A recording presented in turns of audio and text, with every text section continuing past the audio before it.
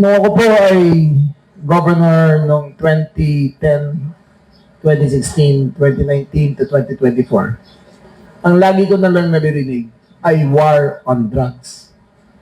Especially noong 2016 hanggang 2022, ang lagi pinapakandakan ay war on drugs.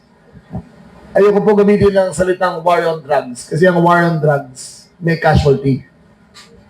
Sapat na alam natin na marami na apektuhan sa ating mga lansangan.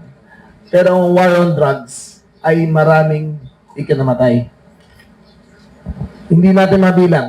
Iba nagsasabi 6,000, iba nagsasabi umabot ng 20,000 ang pinatay sa war on drugs. Pero tumigil ba ang droga nun? Para sabihin nyo na tumigil nun, tumuloy pa rin eh. Pero ngayon, hindi namin tinatawag itong war on drugs. It is a campaign against the illegal drugs. Yung war on drugs, maraming namatay. Sa campaign ng illegal drugs, sisigurado namin na ang proseso, ang batas, ang siyang nakasaad sa ating mga libro ng batas sa Pilipinas ay ating sinusunod.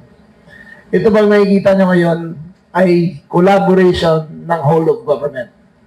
Mula barangay hanggang PNP, hanggang PDEA, nagtutulungan.